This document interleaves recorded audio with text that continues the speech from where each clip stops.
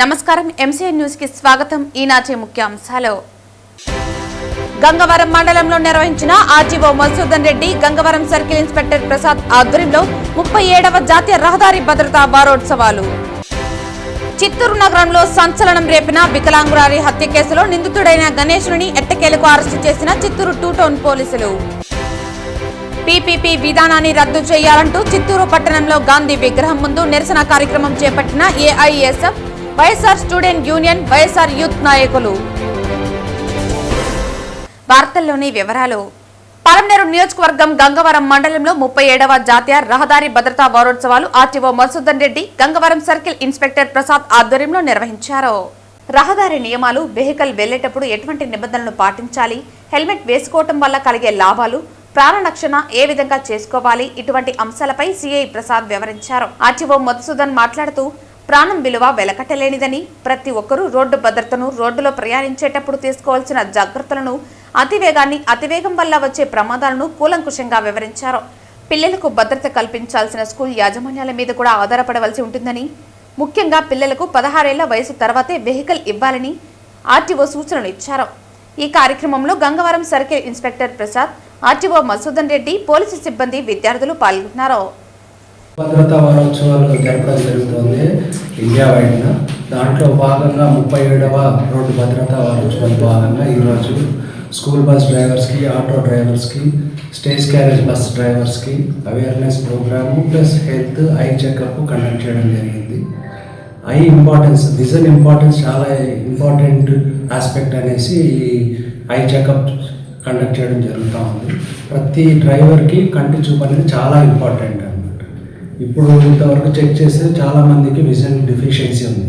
అంటే మనకు 60 అడుగులో కనపడేది ఆయనకు 3 అడుగుల్లోనే కనపడుతుందని డాక్టర్స్ చెప్తున్నారు. అట్లాంటి వాళ్ళని తీసుకొని వెళ్ళి ఫర్దర్గా వాళ్ళు ఇంతవరకు వాళ్ళకి ఐడియానే లేదు వాళ్ళ కంటి చూపు ప్రాబ్లం ఉంది అనేసి.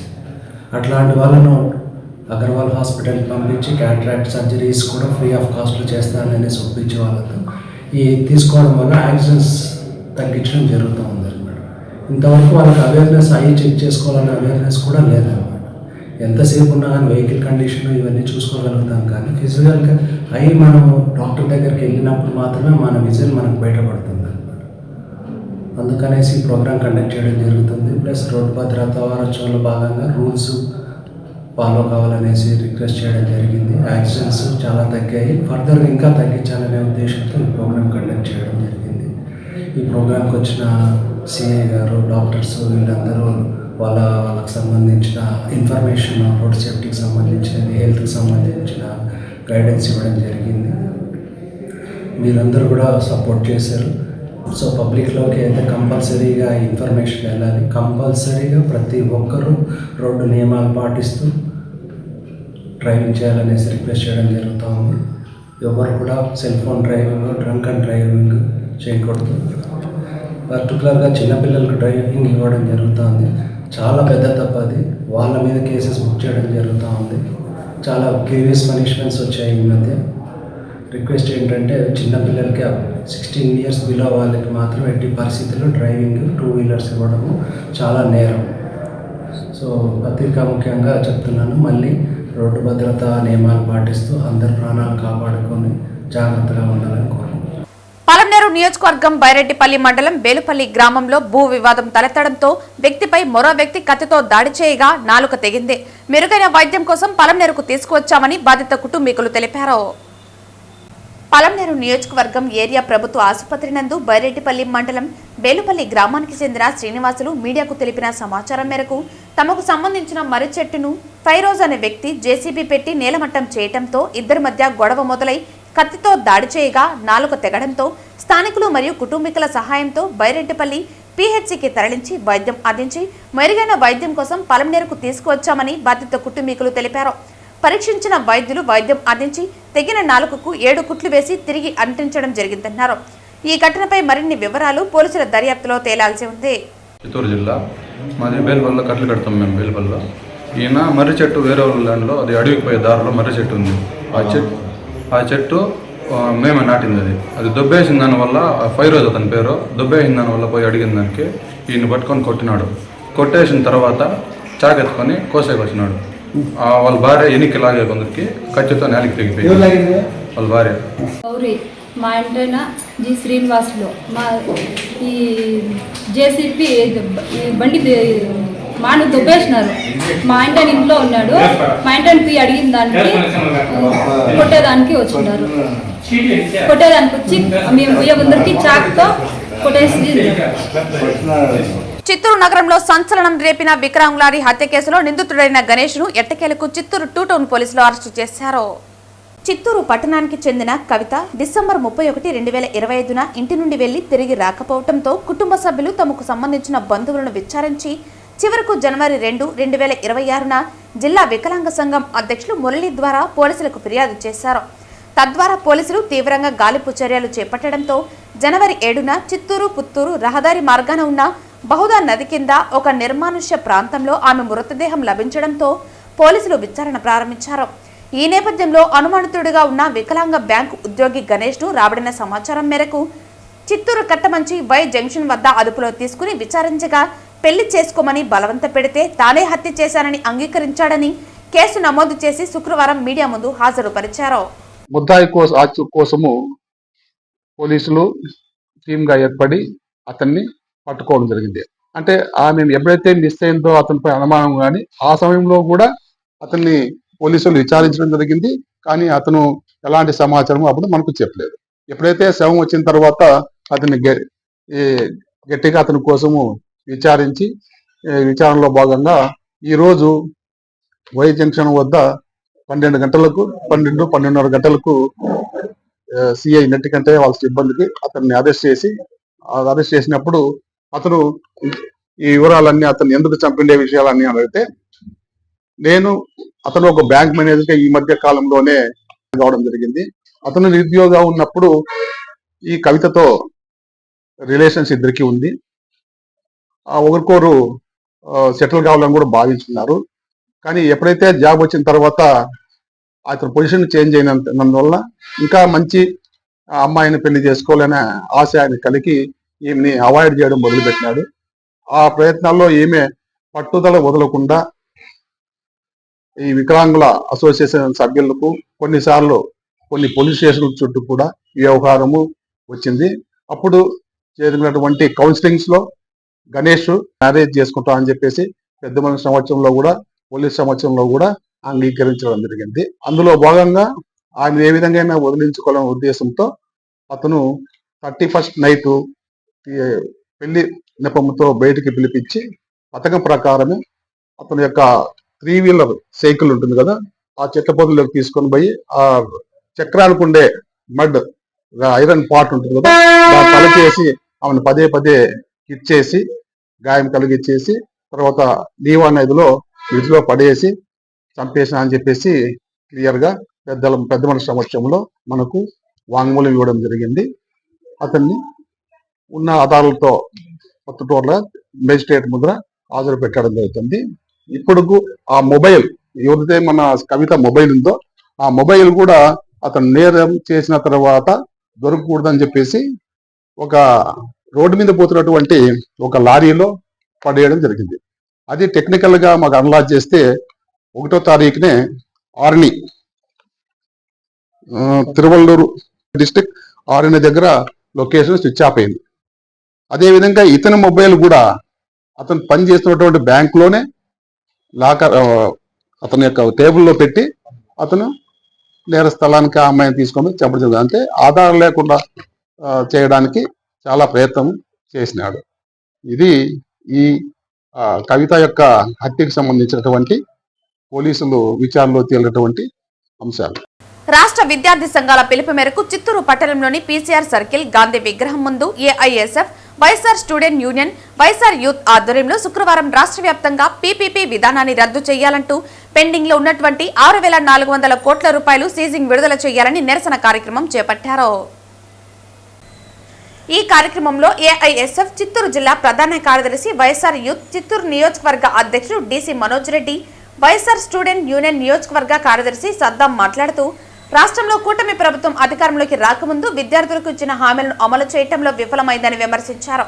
రాష్ట్ర విద్యాశాఖ మంత్రి నారా లోకేష్ యువగలం పాదయాత్రలో మేము అధికారంలోకి వచ్చిన 100 రోజుల్లోనే విద్యార్థుల సమస్యలను పరిష్కరిస్తామని, విద్యార్థులకు పెండింగ్ లో ఉన్నటువంటి ఫీజు రీయింబర్స్మెంట్, స్కాలర్షిప్ బకాయిలు వెంటనే విడుదల చేస్తామని జీవో నంబర్ 77 రద్దు మాట ఇచ్చి ఈ రోజు అధికారంలోకి వచ్చిన తర్వాత కనీసం విద్యార్థుల సమస్యలపైన కన్నెత్తి కూడా చూడటం లేదని ఆగ్రహం వ్యక్తం చేశారు. విద్యాశాఖ మంత్రి నారా లోకేష్ గారిని విన్నవించుకుంటాను. ఇది ప్రశ్నించినందుకు విద్యార్థి సంఘ నాయకుల్ని, ఇతర నాయకుల్ని విద్యార్థుల మీద అక్రమంగా రౌడీ షీట్లు ఓపెన్ చేయడం చాలా దారుణం. ఇది ఇట్లే కొనసాగితే మాత్రము మేము చాలా తీవ్రంగా ఖండించాల్సిన ఇది ఉంటుంది. శ్రీ ప్రవీణ్ కుమార్, ఏఐఎస్ఎఫ్ చిత్తూరు జిల్లా ప్రధాన కార్యదర్శి. ఏదైతే మన రాష్ట్రంలో అధికారంలో ఉన్నటువంటి ఎన్డీఏ కూటమి ప్రభుత్వం, ముద్దుల తనయుడు నారా లోకేష్, అదేవిధంగా పవన్ కళ్యాణ్ గారు ఎన్నో పాదయాత్రలు నిర్వహించడం జరిగింది. అధికారంలోకి రాకముందు యువగరం పాదయాత్రలో నారా లోకేష్ గారు విద్యార్థుల సాక్షిగా తన సొంత నియోజకవర్గంలో నిర్వహించినటువంటి బహిరంగ సభలో మేము అధికారంలోకి వచ్చిన 100 రోజుల్లోనే విద్యార్థుల సమస్యలన్నిటి కూడా పరిష్కరిస్తాం, అదేవిధంగా ఏదైతే పెండింగ్ లో ఉన్నటువంటి ఫీజు రీయింబర్స్మెంట్, స్కాలర్షిప్ బకాయిలను వెంటనే విడుదల చేస్తాం, అదేవిధంగా విద్యార్థుల పాలిట శాపంగా మారిన జీవో నెంబర్ 77 రద్దు చేస్తామని చెప్పి పెద్ద ఎత్తున కూడా విద్యార్థులందరికీ కూడా హామీలు ఇవ్వడం జరిగింది.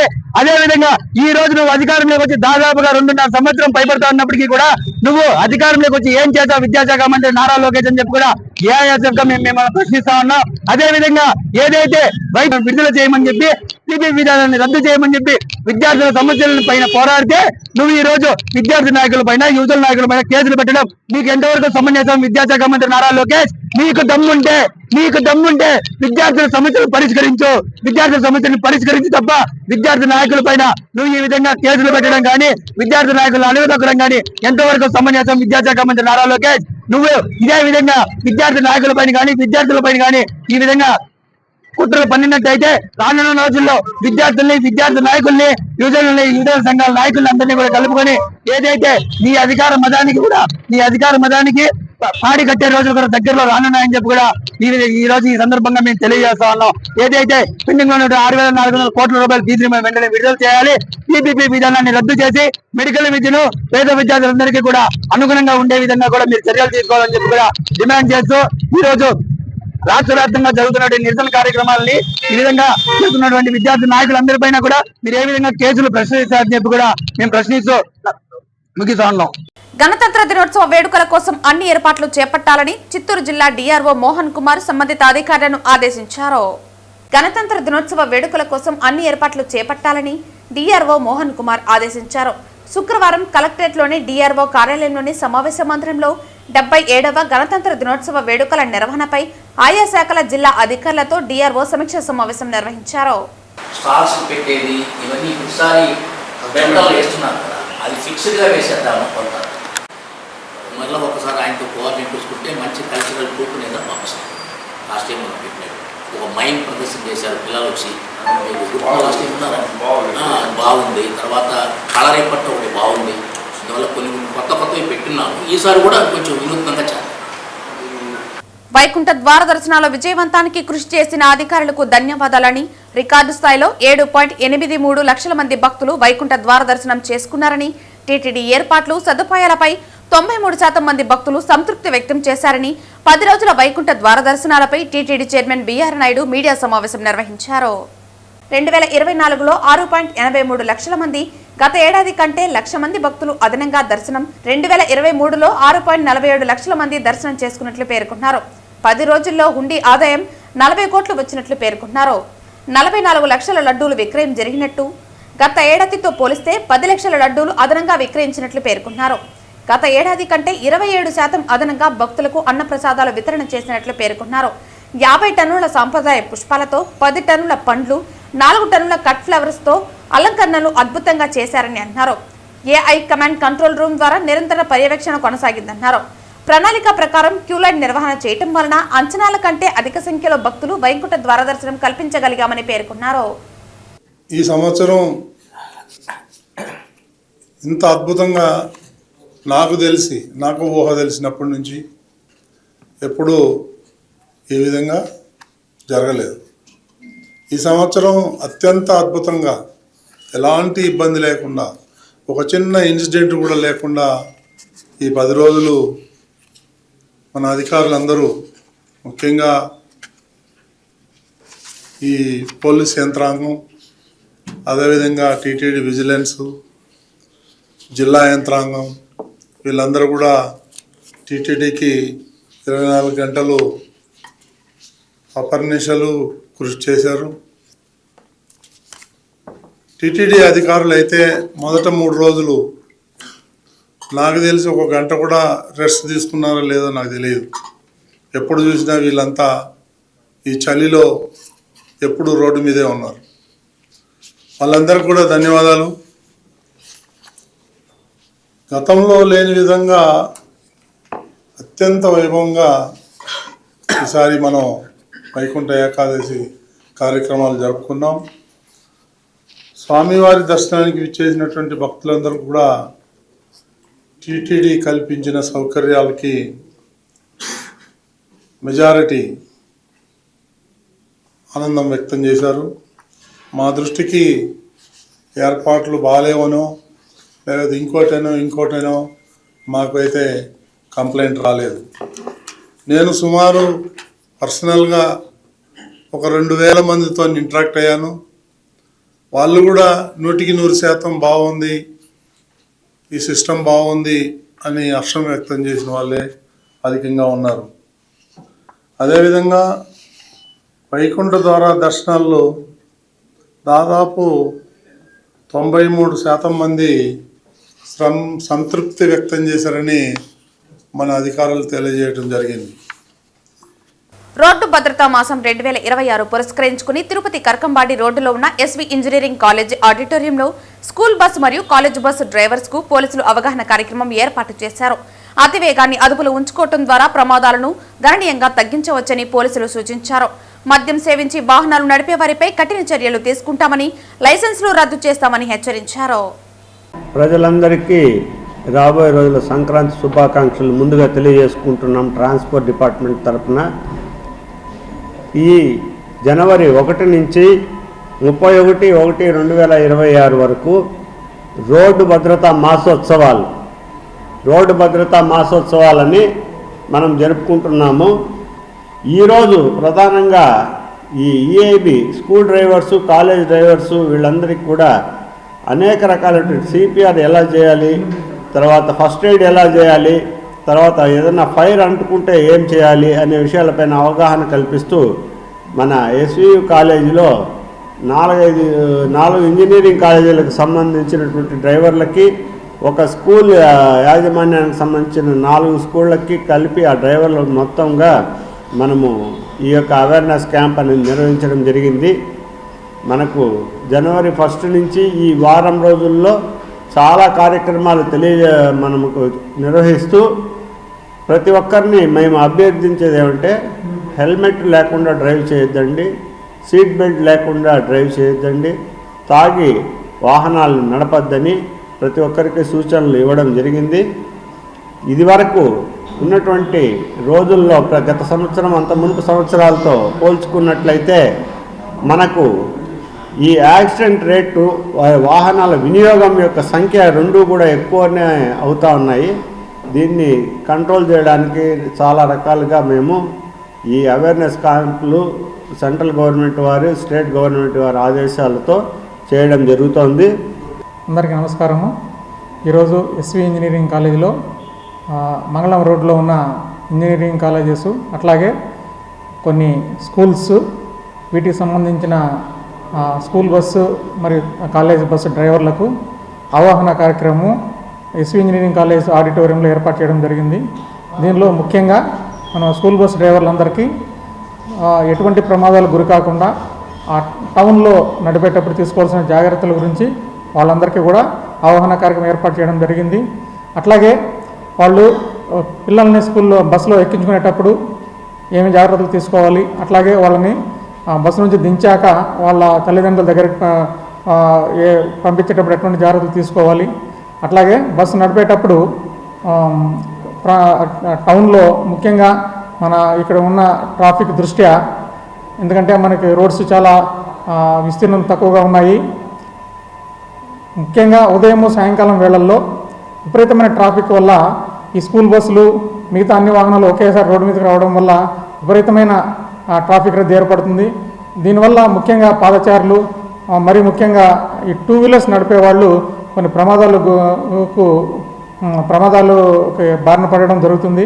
సో వీళ్ళందరినీ కూడా ఆ ప్రమాదాలకి గురి కాకుండా ఉండడం కొరకు ఈ డ్రైవర్లకి సూచనలు ఏర్పాటు చేయడం జరిగింది. మరి అట్లాగే ఈ స్కూల్ బస్ డ్రైవర్లకి సిపిఆర్ గురించి కూడా అవగాహన కల్పించడం జరిగింది. మరియు అనుకోకుండా ఏదైనా అగ్ని ప్రమాదం ఏర్పడినప్పుడు ఫైర్ డిపార్ట్మెంట్ వారిని కూడా పిలిపించి వారి ద్వారా అగ్నిమాపక ఫైర్ ఎక్స్టింగ్విషర్ ఎట్లా ఆపరేట్ చేయాలి, అట్లాగే ఏదైనా అనుకోని అగ్నిప్రమాదం జరిగినప్పుడు దాన్ని ఎట్లా ఆర్పాలి, వాటి గురించి కూడా వాళ్ళకి డెమో ప్రోగ్రామ్ ఏర్పాటు చేయడం జరిగింది.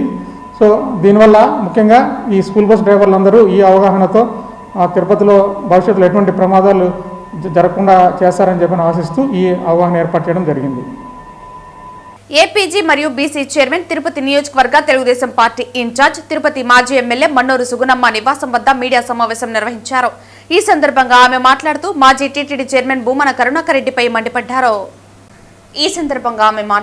ఆంధ్ర రాష్ట్రంలో సుపరిపాలన కూటమి ప్రభుత్వం సుపరిపాలన అందిస్తూ ప్రజలకు చేరువై ప్రజలకు ఇచ్చినటువంటి హామీలను 100% నెరవేర్చి ప్రజలందరూ కూడా ఎంతో సంతోషంగా ఉన్నారని అన్నారు. మొన్నటికి మొన్న అక్కడ పోలీస్ గెస్ట్ హౌస్ వెనకాల మద్యం బాటిల్ దొరికాయని చెప్తున్నామని, మీరు చెప్పేటువంటి ప్రతిదీ కూడా అబద్ధాలు అప్రచారాలని మేము నిరూపిస్తూనే ఉన్నామన్నారు. అయినప్పటికీ కూడా మీకు లెక్కలేదని, మీకు దేవుడంటే భయం లేదని, భక్తి లేదని, కాబట్టే మీరు ఇన్ని చెప్తున్నప్పటికీ ఇంతవరకు కూడా బుద్ధి రాలేదంటే మరి మొన్న జరిగినటువంటి మద్యం బాటిళ్లు నీకే దొరికాయా, నీకే కనబడతాయా?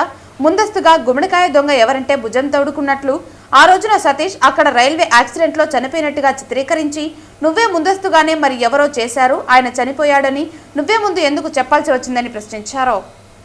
ఇకనైనా మారండి అని, తిరుమల తిరుపతి దేవస్థానం పై కానీ అక్కడ కొలువైనటువంటి కలియుగ దైవత్వం వెంకటేశ్వర స్వామి మీద కానీ నువ్వు ప్రయోగాలు చేయొద్దని అన్నారు. నువ్వు ఆయన్ను మంచిగా వాడుకోవాలని, ఎప్పుడు కూడా మంచిగా వాడుకోవాలని అన్నారు. నువ్వు చేసేటువంటి దుష్ప్రచారం తప్పకుండా తప్పని అన్నారు. నువ్వు చెప్పినా చెప్పకపోయినా, నువ్వు విన్నా వినకపోయినా నువ్వు చేసేది తప్పని తెలిపారు. తప్పకుండా దేవుడు శిక్షిస్తాడని హెచ్చరిస్తున్నామన్నారు.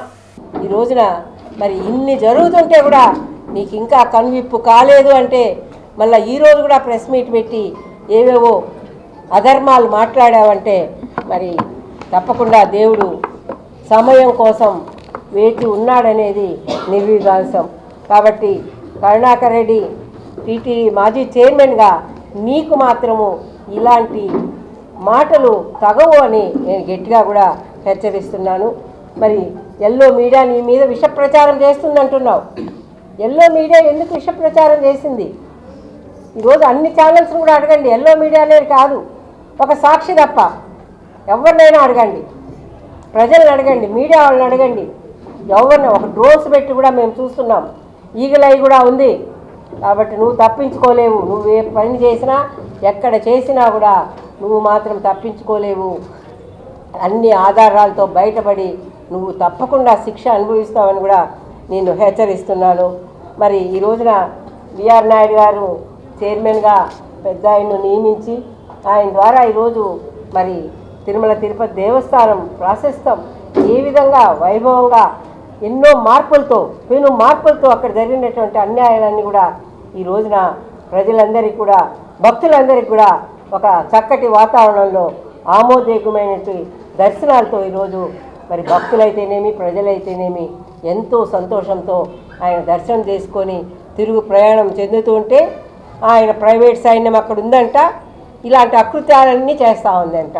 అంటే వాళ్ళు చేసి అదే చెప్పాను ఒకటే సామెత అన్నిటికీ, గుమ్మడికాయ దొంగ భుజం దాడుకున్న వాళ్ళు చేస్తూ ఇతర మీడియాలపైన ఇతర ప్రజలపైన వేయడం ఎంత మాత్రం కూడా సమంజసం కాదని నేను ఆయనకు హితవు పలుకుతున్నాను. అందరినీ పోలీసులు తప్పుడు కేసులు పెట్టారంటారు, సిఐడి వాళ్ళు తప్పుడు సమాచారం ఇచ్చారంటారు, ఏంటి మీడియా వాళ్ళు తప్పుడు సమాచారం ఇచ్చారంటారు, ప్రజలు తప్పు మాటలు మాట్లాడుతున్నారంటావు.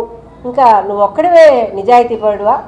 నువ్వు ఒక్కడివే సత్య హరిశ్చంద్రుడివా లేక అసత్య హరిశ్చంద్రుడివా? తెలుసుకోవాల్సిన అవసరం ఎంతైనా ఉంది నీ మాటల ద్వారా అని కూడా మీకు తెలియజేస్తూ తప్పకుండా ఇకనైనా మారండి. తిరుమల తిరుపతి దేవస్థానం పైన కానీ అక్కడ కొలువైనటువంటి కలియుగదేమిటి వెంకటేశ్వర స్వామి మీద కానీ నువ్వు ప్రయోగాలు చెయ్యొద్దు. నువ్వు ఆయన్ను మంచిగా వాడుకోవాలి, ఎప్పుడు కూడా మంచిగా వాడుకోవాలి. నువ్వు వాడుకునేది, నువ్వు చేసేటువంటి దుష్ప్రచారము తప్పకుండా తప్పు. నువ్వు చెప్పినా చెప్పకపోయినా, నువ్వు విన్నా వినకపోయినా నువ్వు చేసేది తప్పు. తప్పకుండా దేవుడు శిక్షిస్తాడని కూడా నిన్ను హెచ్చరిస్తూ అందరికీ ధన్యవాదాలతో సెలవు. జగన్ అభివృద్ధికి వ్యతిరేకంగా సైంధవుడిలా తయారయ్యాడని, వైసీపీ హయాంలో ఇష్టారాజ్యంగా తప్పులు చేసి ఇప్పుడు నీతులు మాట్లాడుతున్నారని రాష్ట్ర యాదవ కార్పొరేషన్ చైర్మన్ నరసింహ యాదవ్ విమర్శించారు. ఈ సందర్భంగా రాష్ట్ర యాదవ కార్పొరేషన్ చైర్మన్ నరసింహ యాదవ్ మాట్లాడుతూ జగన్ అభివృద్ధికి వ్యతిరేకంగా సైంధవుడిలా తయారయ్యాడని అన్నారు. నది గర్భంలో అమరావతి రాజధాని నిర్మాణం చేస్తున్నామని చెప్పడం జగన్ అవివేకమన్నారు. కరుణాకర్ రెడ్డి తన హావభావాలను ప్రదర్శిస్తూ మాట్లాడితే తప్పులు ఒప్పులు అయిపోవని, దేవుడితో ఆట్లాడకండి అని, మీ పాపం పండుతుందని, తప్పు చేసిన వారు అరెస్ట్ అవుతారని అన్నారు. రాష్ట్రంలో చంద్రబాబు మచ్చలేని పాలన చేస్తున్నారని అన్నారు. వైసీపీ హయాంలో ఇష్టారాజ్యంగా తప్పులు చేసి ఇప్పుడు నీతులు మాట్లాడుతున్నారని పేర్కొన్నారు. తిరుమల పైన అధికారం కోల్పోయినా కూడా ఏ విధంగా స్వామివారి ప్రతిష్టతో ఈరోజు ఆడుకుంటూ ఉన్నారో వైసీపీకి సంబంధించి మనం చూస్తున్నాం. ఇంకొక పక్క వాళ్ళ అధినాయకుడు జగన్మోహన్ రెడ్డి అమరావతి నిర్మాణమే కాకూడదు, నదీ గర్భంలో అమరావతి నిర్మాణం చేస్తూ ఉండాలని ఆయన ఒక పక్క నిన్న ప్రెస్ మీట్ పెట్టి మాట్లాడతారు. జగన్మోహన్ రెడ్డి 5 సంవత్సరాల రాక్షస పాలన తలపించే విధంగా ఏ విధంగా పరిపాలన చేశాడో ప్రజలందరూ చూశారు. అందుకే 11 సీట్లకే పరిమితమైంది వాళ్ళ పార్టీ. దాన్ని కూడా మర్చిపోయినట్టున్నారు జగన్మోహన్ రెడ్డి. ఆ రోజు చూస్తే 3 రాజధానుల పేరుతో 5 సంవత్సరాలు ఏ విధంగా ఆయన 5 సంవత్సరాలు కూడా ఇది చేశాడో మనం చూస్తాం. మళ్ళా చూస్తే విశాఖ రాజధాని అని చెప్పి ఏ విధంగా ప్రజలను నమ్మించే ప్రయత్నం చేసి అక్కడంతా కూడా భూములు కొనుక్కోవడం, ఈ విధంగా ఏ విధంగా పాల్పడ్డాడో చూసి ఆయనకి అభివృద్ధి అంటే ఆయనకు నచ్చని పదంగా ఉంది. ఎందుకంటే ఏదైతే గతంలో విభజన అయిన ఈ రాష్ట్రంలో ముఖ్యంగా అభివృద్ధికి సంబంధించి బస్సులో ఉండి ఈ రాష్ట్రంలో ఏదైతే అక్కడ అమరావతి దీనికి సంబంధించి చూస్తే శాసన మండలి, శాసనసభ, హైకోర్టు, సెక్రటరియట్ నిర్మించి ఆ రోజు ప్రజలందరికీ కూడా ఏ విధంగా పరిపాలన అందించారో ప్రజలందరూ చూశారు. జగన్మోహన్ రెడ్డి ముఖ్యమంత్రిగా పదవి బాధ్యతలు చేపట్టినాక ఆ 5 సంవత్సరాలు ఏ విధంగా పరిపాలన చేశాడో, ఏ విధంగా ప్రజలను ఇబ్బంది పెట్టాడో, ఏ విధంగా అన్ని వర్గాలను కూడా ఏ విధంగా మోసం చేశాడో ప్రజలందరూ కూడా ఇంకా మర్చిపోలే. ఉన్న పలంగా నిన్న ఏదో మొన్ననే రాజధాని నిర్మాణం చేపట్టేటట్టు నిర్ణయం తీసుకున్నట్టు నిన్న ఆయన ఉలిక్కిపడి మేల్కొని ఏ విధంగా నదీ గర్భంలో అమరావతి నిర్మాణం జరుగుతూ ఉందని మాట్లాడడం. కాబట్టి జగన్మోహన్ రెడ్డి క్రెడిబిలిటీ ఉండాలి ఒక ముఖ్యమంత్రిగా చేసిన వ్యక్తికి. ఏ విధంగా నువ్వు అబద్ధాలని పదే అబద్ధాలు చెప్పి ప్రజల దగ్గర ఓట్లు వేసుకున్నావు ఆ రోజు చంద్రబాబు నాయుడు గారి పైన చెప్పి. సరే వచ్చినాకైనా సరిగ్గా పరిపాలన చేసావంటే అది లేదు. హిందూ దేవాలయాలన్నిటిపైన కూడా ఏ విధంగా విధ్వంసం జరిగిందో ప్రజలందరూ చూశారు. కానీ అవన్నీ మరిచినట్టు ఈరోజు రాజధాని అక్కడ రాకూడదు, దీనిపైన సుప్రీంకోర్టు నిర్ణయం తీసుకోవాలనే విధంగా నువ్వు మాట్లాడుతున్నావు. అసలు సుప్రీంకోర్టు ఏ నిర్ణయం తీసుకోవాలో చెప్పు. నువ్వు వాస్తవంగా 1,00,000 కోట్లు దోచేసిన జగన్మోహన్ రెడ్డి, అదడుగు జగన్మోహన్ రెడ్డి, నా పైన కేసుల్ని త్వరగా పరిష్కరించమని సుప్రీంకోర్టును అడుగు.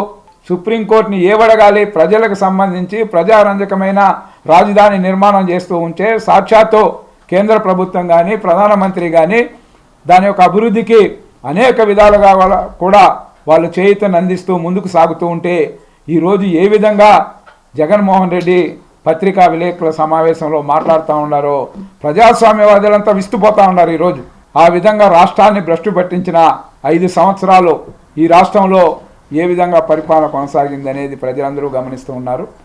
ఈ నెల 4వ తేదీన తిరుమలలో మద్యం బాటిల్ లభించడంపై సంబంధిత అధికారులపై చర్యలు తీసుకుంటామని టీటీడీ సిపిఆర్ఓ ప్రకటన జారీ చేశారు. ఆ తర్వాత తప్పిదాలు కప్పిపుచ్చుకోవడానికి సీఎం చంద్రబాబు ఆదేశాలతో నమ్మిన బంటు బీఆర్ నాయుడు ఆదేశాలతో ఓ తప్పుడు కేసు నమోదు చేశారని టీటీడీ మాజీ చైర్మన్ భూమన కరుణాకర్ రెడ్డి ఆరోపించారు. ఈ సందర్భంగా టీటీడీ మాజీ చైర్మన్ భూమన కరుణాకర్ రెడ్డి మాట్లాడుతూ ఈ నెల 4వ తేదీన తిరుమలలో మద్యం బాటిల్ లభించడంపై సంబంధిత అధికారులపై చర్యలు తీసుకుంటామని టీటీడీ సిపిఆర్ఓ ప్రకటన జారీ చేసినట్టు తెలిపారు. ఆ తర్వాత తప్పిదాలు కప్పిపుచ్చుకోవడానికి సీఎం చంద్రబాబు ఆదేశాలతో నమ్మిన పంటూ బీఆర్ నాయుడు ఆదేశాలతో ఓ తప్పుడు కేసు నమోదు చేశారని అన్నారు. ఎల్లో మీడియా విషపు ప్రచారం చేస్తున్నారని, బీఆర్ నాయుడు ప్రైవేట్ సైన్యం కొండపై తిష్టవేసి ఇలాంటి అకృత్యాలు చేస్తోందని అన్నారు. కోటి అనే వైఎస్ఆర్ కాంగ్రెస్ కార్యకర్త ఈ దృశ్యాలను చూసి వీడియో తీశాడని, దీనిపై తప్పుడు కేసులు పెట్టారని అన్నారు. పోలీసులతో తప్పుడు కేసులు నమోదు చేస్తున్నారని, ఆ సీసీ ఫుటేజ్ బయట పెట్టమని సవాల్ చేస్తున్నామని అన్నారు. 25 గోనె సంచులు నిండా ఖాళీ మద్యం బాటిళ్లు బయటపడింది నిజం కాదా అని ప్రశ్నించారు. చంద్రబాబు బీఆర్ నాయుడు ఒత్తిళ్లతో కోటిని బలవంతంగా కొట్టారని, Tirumala 2 town CI Sriramulu YSR Congress party కార్యకర్త కోటిని కొట్టారని అన్నారు. తిరుచనూరు పోలీస్ స్టేషన్ వద్ద డీఎస్పీ ప్రసాద్ సాక్షి ఫోటోగ్రాఫర్ కృష్ణను దుర్భుషలాడి రాయలసీమను అవమానంగా మాట్లాడారని, బిఎన్ఎస్ సెక్షన్ 152 పెట్టడం అత్యంత దారుణమన్నారు. న్యాయమూర్తులు ఉన్నారు కాబట్టి మేము బతికి బట్ట కడుతున్నామని, లేదంటే మాకు జైళ్లే ఆవాస కేంద్రాలుగా మారేవని అన్నారు. ఈ సవాలును స్వీకరించి మొత్తం ఆ సీసీ ఫుటేజ్లు బయట పెట్టాలని డిమాండ్ చేశారు. అలిపిరి వద్ద నిఘా వ్యవస్థ, భద్రతా వ్యవస్థ ఏం చేస్తోందని ప్రశ్నించారు. బీఆర్ నాయుడిని ప్రైవేటు సైన్యం తాగి పడేసిన బాటిల్స్ అని నీకు లక్షలు వేల కోట్లు ఎలా వచ్చాయని ప్రశ్నించారు. సీఐ శ్రీరాములు చేసింది తప్పని, ఆయన తీరు తీవ్రవాది పట్ల ప్రవర్తించేలా ఉందని అన్నారు. సాక్షి ఫోటోగ్రాఫర్ మోహన్ కృష్ణ ఇంటికి 40 మంది పోలీసులు పంపించి భయభ్రాంతులకు గురి చేశారని అన్నారు. ప్రభుత్వాలు వస్తూ ఉంటాయి, పోతూ ఉంటాయి, రాజకీయాలు ఒకే రాజకీయ పార్టీ అధికారంలో ఉండదు. ఈ రకంగా మీరు ఒత్తిళ్లకు లొంగి అబద్ధాన్ని నిజం చేయాలని తప్పుడు కేసులు బనాయించి ఒక టెర్రరిస్టు పట్ల ప్రవర్తించేటువంటి తీరుతో కోటి మీద అమానుషంగా ప్రవర్తించినటువంటి తీరు, మోహన్ కృష్ణ సాక్షి ఫోటోగ్రాఫర్ ఇంటి మీదకి దాడికి 40 మంది పోలీసులు వెళ్తారండి, వాళ్ళ భార్యను బెదిరిస్తారండి. ఎంత దారుణం ఇది! దీని పట్ల మిగతా జర్నలిస్టులు పట్టించుకోవాల్సినటువంటి అవసరం కూడా ఎంతైనా ఉన్నది. అల్టిమేట్గా రాష్ట్రంలో, దేశంలో జర్నలిస్టుకు చిన్న ఇబ్బంది కలిగిన మొత్తం జర్నలిస్టులంతా కూడా ఏకమై తమ గొంతు వినిపిస్తారే. ఇంత దారుణంగా ఒక 40 ఏళ్ళు కూడా నిండినటువంటి ఒక వ్యక్తికి 30 సంవత్సరాలు కూడా నిండినటువంటి వాళ్ళ శ్రీమతిని పోలీసు వాళ్ళు ఇంత దారుణమైనటువంటి స్థితిలో భయోత్పాతాన్ని గురి చేసేటువంటి విధంగా ప్రవర్తించినప్పుడు చూస్తూ మేము నేరస్తులము అని మీరు చెప్పినట్టుగా అంగీకరించడానికి ఎవరు కూడా సిద్ధంగా లేరని, బీఆర్ నాయుడు వచ్చినప్పటి నుంచి అరాచకాలు కొండంత, కొండ మీద చెత్తను గురించి మాట్లాడతాడు. కొండ మీద మరొక కొండ ఉంది, అది చెత్త కొండ అనని. అంటే నువ్వు ఎంత పనికి మాలిన మాటలు మాట్లాడగలిగేటువంటి పాలక మండలి అధ్యక్షుడివో దాన్ని బట్టి చూస్తే అర్థం కావటంలే. కోటి ఈ సంఘటన దొరకంగానే దొరికినారా అని ఇష్టం వచ్చినట్టుగా మాట్లాడాడు నిన్న నా మీద, ఇష్టం వచ్చినట్టు. మరి వీడిని వెంటనే లోపలేసేయాలరా, వీడిని కరుణాకర్ రెడ్డిని, వీడే ఇదంతా చేస్తూ ఉండేదానని. బీఆర్ నాయుడు ఒక పని చేయి, పోలీసు వాళ్ళు లేకపోతే పాపం న్యాయస్థానం మహానుభావులు వాళ్ళు ఒకవేళ మీరు పేరు కేసులు పెట్టినా లోపలికి వేసేటట్టుగా లేరు ఇట్లాంటి విషయాలలో, నేరుగా మీ ఇంటికి తీసుకొని పోయి నన్ను తాళం వేసేసేయి. నువ్వు ఎన్ని రోజులు తాళం దిగిపోతే అన్ని రోజులు మీ ఇంట్లోనే ఖైదీగా ఉంటా. అంత కసిగా ఉన్నాడు పాపం బీఆర్ నాయుడు. భయపడే ప్రసక్తి లేదు, తప్పు చెయ్యము, మీ తప్పుల్ని ఆపే ప్రయత్నం నిరంతరాయంగా చేస్తూనే ఉంటాము అని తెలియజేస్తుంది. తిరుపతి ఆర్జీఓ కార్యాలయం ఎదుట అఖిలపక్ష విద్యార్థి యువజన విభాగాల ఆధ్వర్యంలో కూటమి ప్రభుత్వం మోపుతున్న అక్రమ కేసులకు వ్యతిరేకంగా ఆందోళన కార్యక్రమాలు చేపట్టారు. కూటమి ప్రభుత్వం అధికారంలో రాకముందు ఈ రాష్ట్రంలో అధికార పార్టీలో ఉన్నప్పుడు వైఎస్ఆర్ కాంగ్రెస్ పార్టీ విద్యార్థుల్ని, యువకుల్ని, ప్రజల్ని, మహిళలని అందరినీ మోసం చేస్తుంది. ప్రధానంగా విద్యార్థులకు రావాల్సినటువంటి ఫీజు రింబర్స్మెంట్ కానీ, యువకులకు రావాల్సిన ఉద్యోగాలు కానీ ఈ రాష్ట్రంలో 2,46,700 పైసలకు ఉద్యోగాలు ఖాళీగా ఉంటే ఈరోజు ఈ కూటమి ప్రభుత్వం విద్యార్థుల మీద, ప్రశ్నించే గొంతుకుల మీద అక్రమంగా కేసులు పెట్టి ఈరోజు జైలుకి పంపిస్తారు. చేస్తున్నారు. అయ్యా నారా లోకేష్ గారు, మీ నాయన్ని అరెస్ట్ చేసినప్పుడు మీరు నరి రోడ్లో కూర్చొని రాజ్యాంగ బుక్ చూపించారు. ఈరోజు ఆ రాజ్యాంగం బుక్ మీకు కనపడలేదా? కేవలం రెడ్ బుక్ రాజ్యాంగమే మీకు కనిపిస్తుంది. ఖచ్చితంగా ఇప్పటికైనా సరే నారా లోకేష్ గారు మా మీద పెట్టినటువంటి అక్రమ కేసులు ఎత్తివేయాలి. అదేవిధంగా మీరు పాదయాత్ర సమయంలో ఏదైతే విద్యార్థులకు హామీలు ఇచ్చారో 4,670 కోట్ల రూపాయలు ఫీజు బకాయిలు విడుదల చేయాలా.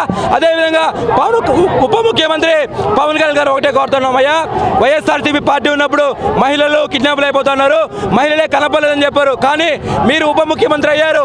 ఈరోజు మహిళల మీద, పసిబిడ్డల మీద, అందరి మీద అత్యాచారాలు జరుగుతూ ఉన్నాయి. మహిళలు ఈరోజు రాష్ట్రం వదిలేసి ఇతర ప్రాంతాలకు వెళ్ళిపోతున్నారు. ఇప్పుడు మీరు ప్రశ్నించే గొంతుగా మీకేమైపోయింది?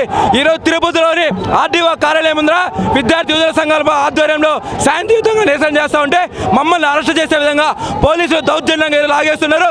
ఖచ్చితంగా నారా లోకేష్ గారు దున్నపోతు మీద నీళ్ళ పోసిన మీరు వ్యవహరిస్తున్నారు, మీ కూటమి వ్యవహరిస్తుంది. ఇప్పటికైనా సరే కళ్ళు తెరిచి రాష్ట్రంలో ఏం జరుగుతుందో ఒకసారి ఆలోచించే కూడా ఈ కూటమి ప్రభుత్వాన్ని హెచ్చరికలు జారీ చేస్తా ఉన్నారు. ప్రభుత్వాలను ప్రశ్నిస్తే కూటమి ప్రభుత్వం, చంద్రబాబు నాయుడు గారి ప్రభుత్వం కర్కశంగా వాళ్ళందరి మీద కేసులు పెట్టడం, మరీ దారుణంగా పీడీ యాక్టులు పెట్టడం. విశాఖపట్నంలో జరిగినటువంటి ఘటన మనందరికీ కూడా తెలిసే ఉంటుంది. దానిని నిరసిస్తూ మొత్తం విద్యార్థి సంఘాలన్నీ కూడా రాష్ట్ర వ్యాప్తంగా వామపక్షాలకు చెందినటువంటి విద్యార్థి సంఘాలన్నీ నిరసన కార్యక్రమాన్ని చేపట్టే దానికి వైఎస్ఆర్ కాంగ్రెస్ పార్టీ మద్దతు ఇచ్చింది. ఒక్క వామపక్ష విద్యార్థుల పట్లే కాదు, ప్రతిపక్షాలన్నింటి పట్ల చంద్రబాబు నాయుడు గారి ప్రభుత్వం ఇలానే నిరంకుశ ధోరణితో వ్యవహరిస్తుంది. సమస్యల పట్ల వాళ్ళు ఇచ్చినటువంటి ఎన్నికల హామీల పట్ల నిలదీస్తే ఆ నిలదీతకు సమాధానంగా వాళ్ళు అరెస్టులు చేస్తున్నారు. ఒక్క తిరుపతి నియోజకవర్గంలోనే ఇప్పటి వరకు 17 అక్రమ కేసులు పెట్టడం జరిగింది. నీళ్లు ఇవ్వండి, ఎత్తిపోతల పథకం గురించి మీ శిష్యుడైనటువంటి రేవంత్ రెడ్డి మాట్లాడినటువంటి మాటల మీద సమాధానం చెప్పండి అని అంటే ఒక అక్రమ కేసు. విద్యుత్ ఛార్జీలు పెరిగినాయని చెప్పి ఒక నిరసన చేస్తే ఒక అక్రమ కేసు. అలానే ఇక్కడ మద్యం విపరీతంగా ఏర్లై పారుతోందని అంటే ఒక అక్రమ కేసు. ఎక్కడ చూసినా ఏ సమస్యను ప్రస్తావించినా అక్రమ కేసులు బనాయించి రోళ్లను మూయించడం తప్ప మరొక గత్యంతరం లేని పరిస్థితుల్లో ఈరోజు కూటమి ప్రభుత్వం తయారైంది. దీనికి బుద్ధి చెప్పేటటువంటి రోజులు ఖచ్చితంగా త్వరలోనే వస్తాయన్నటువంటి విషయాన్ని మీ సందర్భంగా తెలియజేస్తాను. శుక్రవారం ఉదయం వీఐపీ విరామ సమయంలో తిరుమల శ్రీవారిని ఏపీ హోంమంత్రి అనిత దర్శించుకున్నారు. శుక్రవారం ఉదయం వీఐపీ విరామ సమయంలో కుటుంబ సభ్యులతో కలిసి స్వామివారి సేవలో పాల్గొని మొక్కులు చెల్లించుకున్నారు. దర్శన అనంతరం ఆలయ రంగనాయకుల మండపంలో వేద పండితులు వేద ఆశీర్వచనం అందించగా ఆలయ అధికారులు శ్రీవారి తీర్థ ప్రసాదాలు అందజేసి పట్టు వస్త్రంతో సత్కరించారు.